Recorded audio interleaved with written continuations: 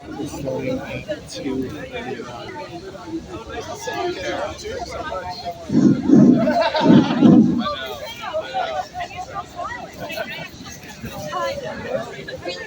quick, Richard, do you mind saying a couple words into it just so I can hear it? And then put it down. Like put it down where it goes. Welcome to the 5 World Trade Center rally. Hi guys, can y'all please go? I'm trying to record it. Thank you. Welcome to the 5 World Trade Center Affordable Housing Rally. All right, everybody. Thanks for coming. We're testing the speaker here.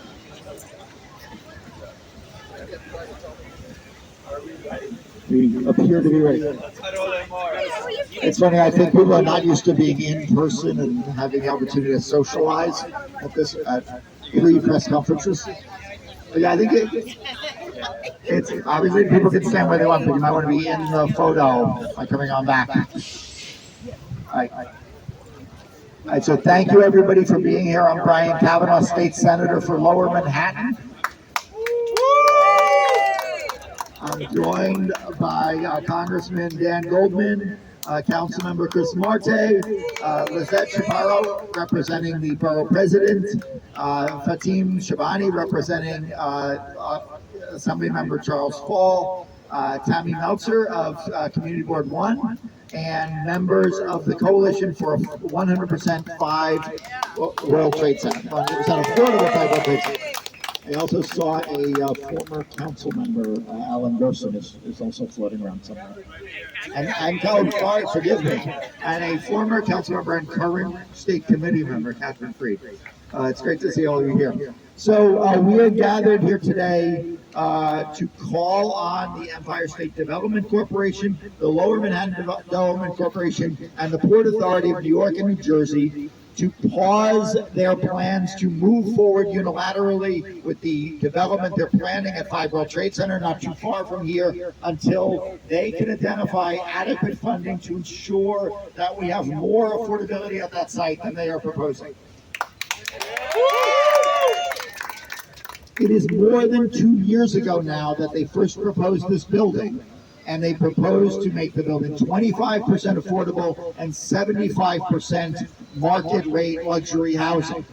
They proposed that in much the manner that a private developer would, where there are requirements you get out of the zoning or out of some tax breaks you're getting, so you do some portion of the building, 25% in this case affordable. We think it is reasonable, more than reasonable, that when public agencies are developing a project like this on public land, and particularly in a community that has so little affordable housing, and indeed a community that has lost more affordable housing than almost any other community in the state over the last decades, that they don't just meet the minimum that we might expect of a private developer, but they do much more. We have been having conversations and negotiations, endless conversations and negotiations with these agencies with that premise over the last 2 years, and we thought we had some understanding that they got the message. And yet, a couple of weeks ago, they gathered the elected officials to give us a heads up a day before they went public with this, and said that they are going forward and seeking approval, and if there's more affordable housing money sometime in the future, they'll consider it, but for now they are seeking public approval on just 25% affordable, and that is not acceptable. So we're going to hear again from a number of speakers today, but we're urging them to reconsider, we're urging them to recognize that going forward without community support over the unanimous objection of the local officials is unacceptable. So first up, we're going to have our Congressmember Dan Goldman to speak on the subject. Thank you very much, Senator Kavanaugh. Thank you for spearheading this effort. It is good to see so many friends here. But it is also upsetting to see so many friends here, because we clearly have been barking into a hollow hole, and our message that has been very uniform, very united, is not being heard.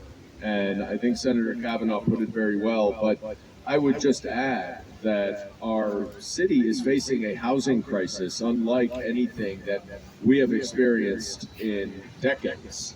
And that housing crisis is across the board, of course, but it is particularly acute in the affordable housing space, where very little affordable housing is being built. This is public land. These are public entities that are overseeing the contract and the construction for a new large apartment complex that is going up in Lower Manhattan. It is entirely unacceptable for the LMDC, the EDC, to simply barrel ahead with a plan that has not only uniform objection from the elected officials and local community members, but also does not require significant affordability. You see what has happened in Queens, where there's 45% affordability in a new innovation QNS development. That is the standard that we should hold every single building on public land to. We should not and will not accept anything less than that. And it is unacceptable for the LMDC and EDC to approve this. And I would add one other point. We hear a lot from the real estate community about how they want some sort of state program to subsidize affordable housing. This is an opportunity for the real estate community to demonstrate their good faith interest in building affordable housing. And this is an opportunity for them to make the case for a new law that could subsidize affordable housing. And if they are going to hold the line at the bare minimum of 25%, they are doing their own interests significant harm going forward. So I thank everybody for gathering here. I wish we did not have to be here, but it is time that the LMDC and the EDC pause this project to ensure that there is increased affordability that we continue to look for and that they can also require. Thank you very much, and I'll hand it over now to City Councilman Chris Marte. Let's give it up for Dan Goldman. I really want to thank everyone that's here, especially the coalition. We would have not gotten to this point if it wasn't for their advocacy, for their organizing, for them to bring information to the table for these state agencies to absorb. So thank you so much for your fight, for your determination, and your persistence in making this possible. I also want to thank our elected officials, because it's rare when, from the federal government to the city council member, we're all walking in the same steps, and we're a united front, saying that we have to pause this project and seek more funds for affordability. And we're not just saying this without options. We all know that there's money out there. Even in Battery Park City alone, there's $80 million sitting in a joint fund that hasn't been used, and that's for and meant for affordability. So we can do it. We can increase affordability with that. But we know that there's other pots of funds in every level of government that can be allocated to this site so we can achieve the maximum amount of affordability. My fear is that what we see here is what we see time and time again. State agencies colluding with developers to keep the status quo. And if we don't push back, if we don't get this pause, then they're gonna win. And so that's why we're out here today. That's why we've been in communication now for months to make sure that they don't proceed with another vote and that we actually get commitments. And no commitments of saying, we'll see what happens after the fact. We want to see the commitment in writing, part of the plan, when it gets voted on. And that's what we're here, and that's why we're fighting for. And that's my commitment, to make sure that we will continue to organize, we will continue to protest until they meet our demands, not just for us. This is for the people that will be living in these apartments and their lives will change. When you think about the price of affordability in Lower Manhattan, a transit-rich, best education in the world. Century 21 just opened. It is life-changing. And so we're fighting to change people's lives and change the direction of our city. Thank you. Thank you very much. I'm going to get over to Senator Trail and get a tie. The sartorial splendor of a council member. And I can never match his eloquence. But we are another critical player in this has been Assemblymember Charles Fall. He unfortunately was expected to be here but can't be here because of a personal commitment, family commitment. But his chief of staff, Fatima, I think you're going to speak. There you are. Thank you, Senator Kavanaugh. Just want to start off by thanking the entire coalition and all the groups that are here today. So if we could just give them a round of applause. They've been truly in the fight from day one. So, throughout this entire process, as we got involved, all we've been hearing from these public agencies is, we're going to work together with all of you. We're going to continue to work together. But going through a public approval without maximizing affordability is not working together. I don't think anybody here can agree and say that that's working together. Look, we have a unique opportunity here to give back to this community that's full of 9/11 survivors and families. When we sort of ask for that preference, we get pushback and say, you can't just really preference those people and whatnot, but these are the people that have built this community. These are the people that have given back to this community. All right, so we know the city's public lottery system gives preference to public employees and whatnot. So we sort of want the same for this community. And look, we're not going to stand here and say that we're happy with the progress that's been made, because there hasn't been progress. And again, to sort of come out and go through with a public approval process without, again, maximizing affordability and say we're going to go through with it and then look for funding after is a slap in the face to everyone standing here today. All right, so happy to be here with the coalition and everyone here, the advocates, the elected officials. We're going to continue this fight and know that you have the full support from the top down, federal, state, and city, from all the elected officials here, and we're not going to give up on fighting this fight. Thank you. Thank you very much.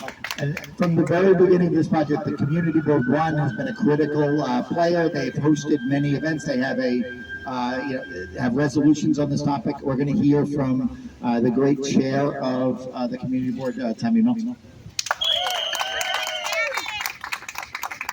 A lot of said about community boards. We're a community board of yes. We want affordable housing. We want people to live, work in Lower Manhattan. We want people to raise their families in Lower Manhattan. We have lost thousands, not hundreds, thousands of units of affordable housing down here. We are one of the most rent-burdened communities in New York City. It is fantastic for the developers to share articles about how we are the most expensive neighborhood and they've done such a great job, while squeezing out middle and low-income families. We cannot say 25 or even 30% is acceptable for affordability on public lands. It is tantamount to building a luxury gated community on top of the World Trade Center public lands. I worked at the towers. People who know me know that the people I worked with lived in the neighborhood and walked to work. Servers, seamstress, banquet people, and managers. That life is no longer viable. And as the expirations keep rolling along and we lose more affordability and more affordable housing every year, we look to ESD, to the Port Authority, to really look at the deal that they're going with. There's been no base route change in this deal.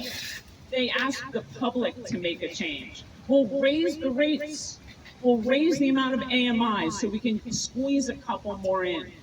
A couple more is great, but we don't want a couple. We want a whole thing. It is public land, public dollars that should be serving the public who is in a housing crisis. There's no other logical sense. The time is now to do what's right. Don't shrug the shoulders. guarantee it, get it in writing before we move any further. We are a community board of yes. We want affordable housing in our neighborhood and now. Thank you. And I think that sense that the community as a whole has responded with a particular kind of yes is important to note. This is an 80-story tower that is going to produce enormous amounts of housing. We are currently going through debates at the state level about how to get more housing produced. We have many communities that are saying they don't want housing, they don't want any kind of housing at all. In particular, people resist affordable housing. This is a community when confronted with a giant development of residential development are saying, first, yes, we can accept that, and secondly, we're going to insist that there be a lot more affordability. As Councilmember Marte said, the coalition that has pushed this has been a very important part of this conversation from the beginning and of getting us to this point. I think Victoria who's been the coordinator of that, I think is yielding to two other speakers from the coalition, but I just want to acknowledge Victoria Ferriello, who's been the leader of that coalition. We're going to hear from two speakers from the coalition, and then we'll take questions and comments from the media. First is Jill Goodkind of the coalition.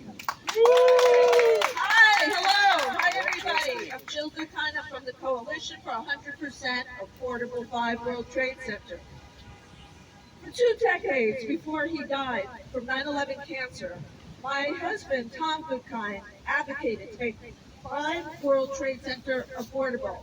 2 decades, and the coalition is bringing out of this advocacy, and we're working towards this goal. And we stand here today with our elected officials who represent the people of this borough, this city, this state, and this country to make 5 World Trade Center affordable housing and not another unneeded luxury high-rise. We're advocating for 5 World Trade Center to be affordable for the 9/11 survivors and the first responders, the area workers, and for the public employees, and, importantly, for the lowest income New Yorkers who face the brunt of this housing crisis. We are asking that the state agencies responsible for the site, which is owned by the state of New York and was purchased with federal taxpayer funds, we're asking them to pause its rush to approvals, because those approvals will lead to 900 units of market luxury housing and an 80-story glass tower. We are in an affordable housing crisis, not a luxury housing crisis. Commercial tenants and developers at the World Trade Center sites, they've benefited from the largesse of the agencies and from our tax dollars for decades. Port Authority was able to approve millions of dollars in commercial tenant subsidies for the World Trade Center buildings. But for affordable residential tenants, not $1. The state agencies leased 2 large World Trade Center sites for $1 a year to organizations that were able to pay salaries around $600,000 a year. But when it comes to housing families of 4 who earn less than $50,000 a year, not $1. The Port Authority approved the use of 3,000 tons of imported white Italian marble, which is now chipping, for the floor of its $4 billion Oculus. What? To put a roof over the head of New Yorkers in desperate need of housing at the site? Not $1. The housing needs of our people should be more important than subsidizing developers, high-end salaries, and imported marble floors. We are asking these state agencies to stop ignoring the people of New York. We are asking them to pause this rush to approval and to provide an opportunity to fund more affordable housing at 5 World Trade Center. Thank you very much. Italian marble is what it used to be. Last speaker, again of the coalition, one of our great community leaders, Mariama James.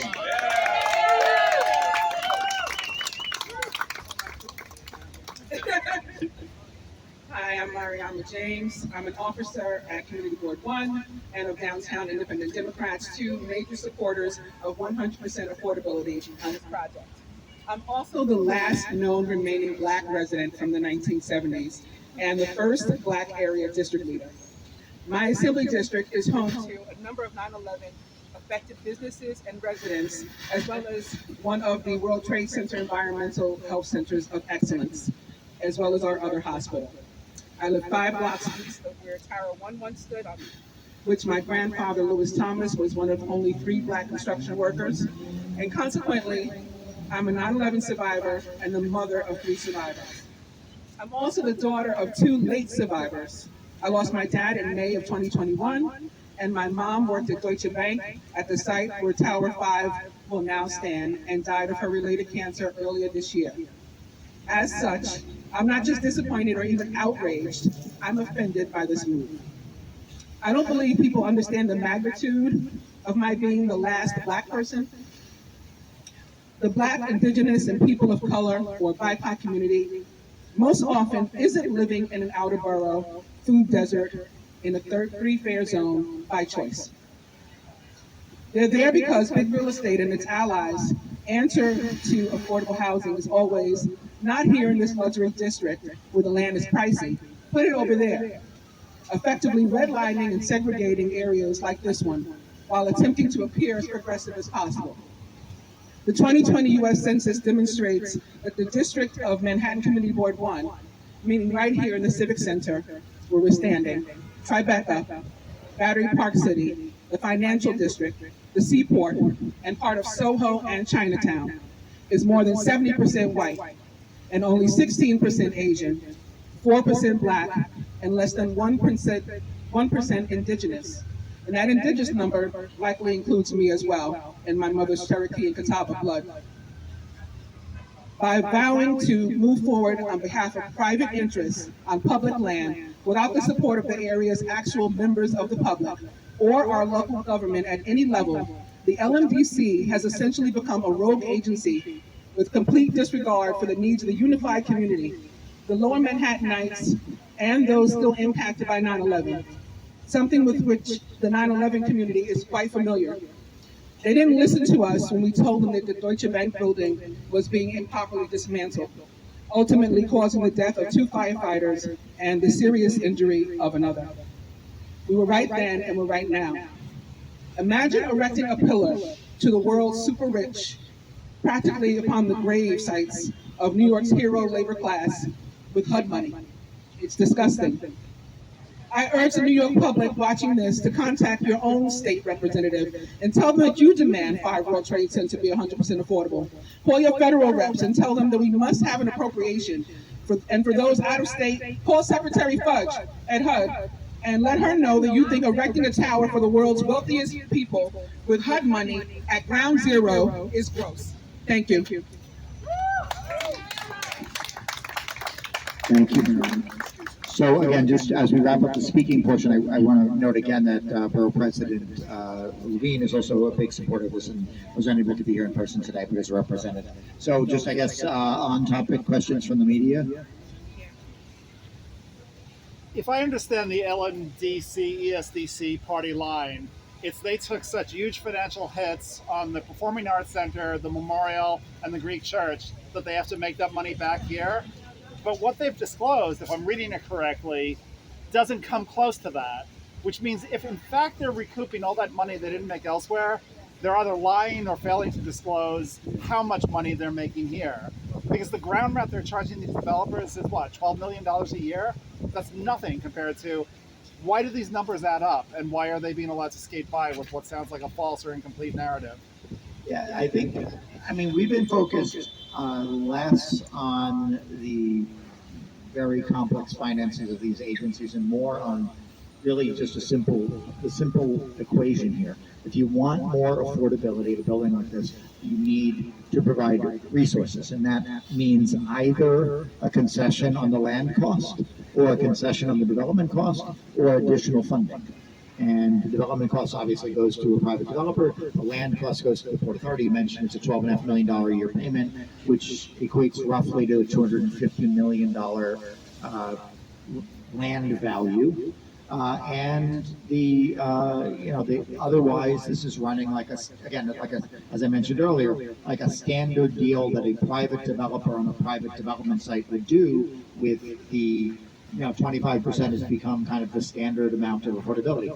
The only public subsidy that is going to this project is the fact that it will not pay property taxes. They're effectively getting, it's on public land, so it normally wouldn't pay property taxes, but would pay a pilot. So the city of New York is foregoing a pilot on this in order to get to the 25%. But again, that is what would happen in almost any private development of similar scale in Manhattan.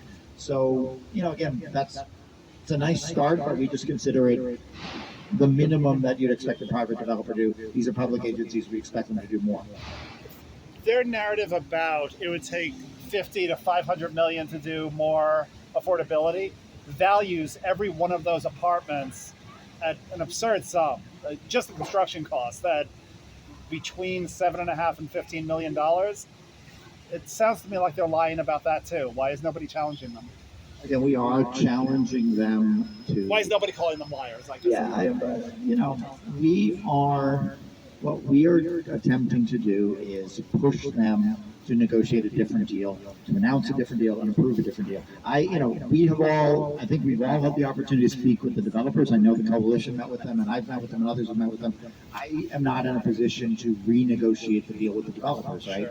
I'm also not, frankly, in a position to renegotiate on the specifics of what the public agencies are getting and what the developers getting, or frankly what the Port Authority is getting in the land cost.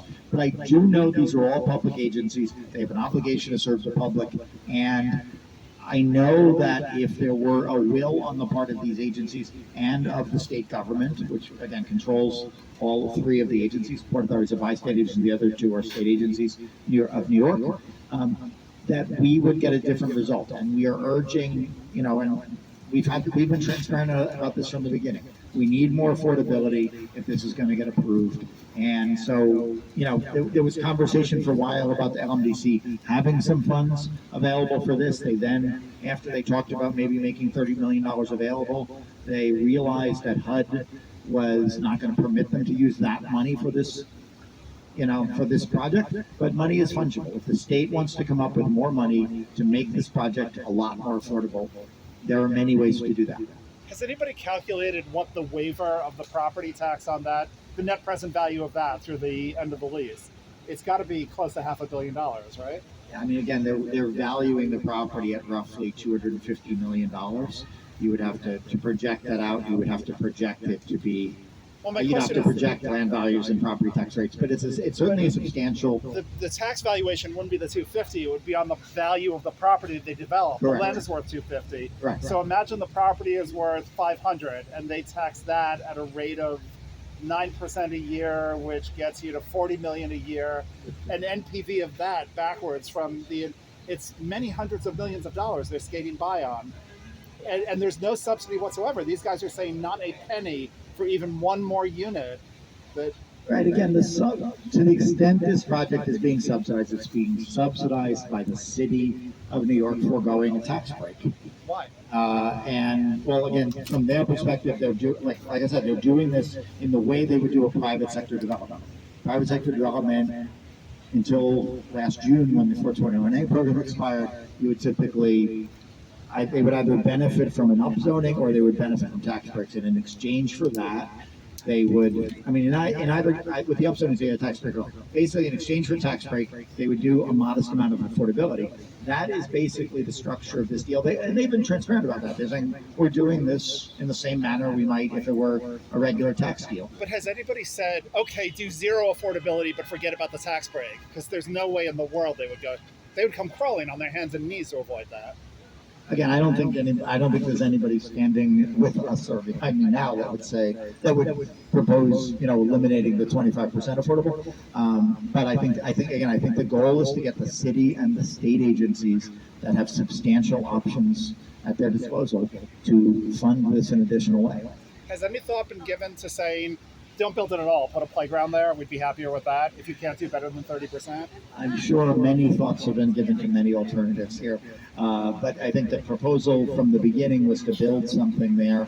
This is the developer. We are told the developer is the only one that came forth with a residential option, and I think people in this community welcomed, more opportunity for people to live in the community, but said from the get-go that it needed to include much more affordability. Thank you. Anybody else? Okay. Well, then I guess we're ready to adjourn. Thank you all very much.